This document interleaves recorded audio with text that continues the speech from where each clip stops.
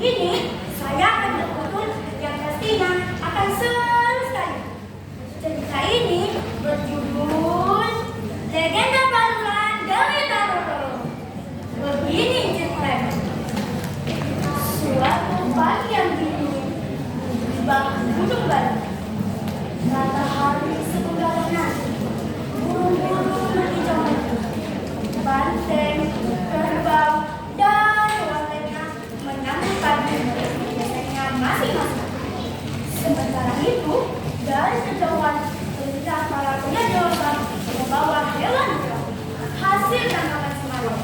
Mereka menuju sebuah perkampungan dekat. Memasuki pertengahan tahun sejak penangkapan, perkampungan terpencil itu dilanda banjir.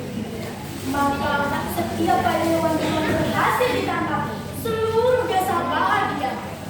Malam harinya, Buyut Cungki, tetua desa, melantunkan tembang kearifan hidup yang di dalamnya berisi pesan bagaimana kita harus menghargai alam, melestarikan dan menjaga keseimbangan demi kelangsungan hidup mereka di masa yang akan datang. Kita ini manusia hanya tumbuhan, hewan-hewan, jin, dan sebangsa Tuhan. Semua makhluk diciptakan untuk berdamai. Tapi dia harus mati karena sama-sama kita harus satu, saling hormat, patuh pada dan nyatamu sendiri akibatnya. Seperti berburu, kita harus mengambil sesuatu, tidak boleh. Esok lusa manusia akan lupa hari ini. Kita akan lupa aturan lalu, mengambil apa saja semua. Kalau sudah demikian, Tuhan akan mengambil alih kendali, menegakkan aturan. Sungguh saat itu manusia akan kita buat bus semuanya. Tapi tidak usah cemas. Hari ini bisa kita kendali dengan pemahaman yang baik dia. Hadiah kepada kita. 17 tahun berlalu, Dewi Taroro, cucu Buyut Cungki, telah menjadi sosok gadis dewasa yang amat anggun, menggantikan sang kakek memimpin desa. Kini perkampungan kecil itu lebih sejahtera. Hingga suatu hari Buyut Cungki meninggal dunia, seluruh desa diliputi kesedihan. Alam itu bersedih, mendung menggantung di langit Baluran. Setelah pemakaman selesai, hujan turun begitu derasnya. 11 musim berlalu, memasuki musim ke-12. Desa seperti itu semakin sejahtera saja. Oleh sebab itu, mereka membuka akses jalan ke ibu kota kerajaan. Hingga suatu hari, tersebarlah keindahan pembabaran. Padang yang menghijau musim penghujan, menguning keemasan ketika kemarau. Pantai yang indah, tempat menikmati matahari terbit. Pagi-pagi betul, saat toko ayam hutan terdengar, dan 2 orang pria menyusuri jalan setapak yang mengelilingi Gunung Balu.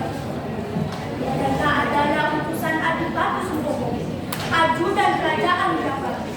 Mereka disambut dan dijamu oleh Dewi Taroro. Lepas senja, setelah berkeliling melihat-lihat, kedua utusan diberi jabatan. Melihat ragam makanan di hadapannya, mereka tampak heran. Demi menjawab rasa penasaran kedua tamu itu, kakek hari mulai bercerita bagaimana Buyut Cungki bisa diizinkan tinggal di Gunung Baluran oleh kerajaan. Tidak terasa, waktu dinding bagi sebuah bola yang dijatuhkan dari puncak Baluran. Terlihat kapal tampak pelarian dari kejauhan. Kakek melaporkan jika Adipati Sutomo dan Kibaroli datang menyerang desa. Saat Adipati Sutomo dengan pasukannya berkeliling di jalan yang sama,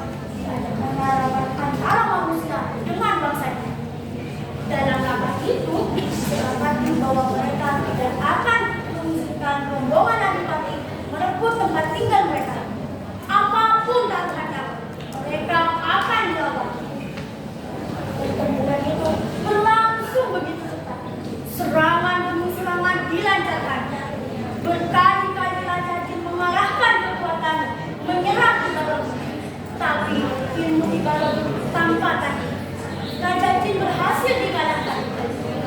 Detik-detik Tuhan yang Karo memikirkan apa yang pernah dikisahkan Bumi sewaktu ia kecil. Pengorbanan Dewi Sentari. Ada saat di mana permintaan kita langsung dikabulkan. Permintaan sekaligus ujian terberat manusia. Tidak sembarang yang bisa melakukannya. Harus benar-benar tulus dan ikhlas. Mantra itu, doa hebat itu diucapkan dari Karo. Seketika petir menyambar, hujan turun begitu deras, angin bertiup kencang, pohon-pohon hampir bercabut. Sungguh pemandangan yang tidak ingin disaksikan oleh siapapun. Seperti pasir yang diduga, lalu ditiup sekencangnya.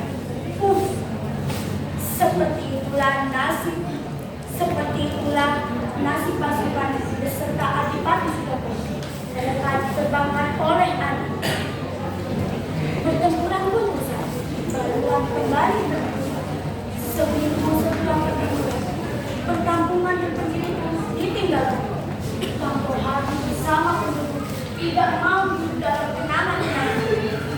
Kini mereka tinggal di pinggir hutan baru. Di mana Dewi Karo sekarang? Tidak ada yang tahu. Namun selama Balon masih ada, selama itu pula kisahnya akan selalu dikenang. Pemilihan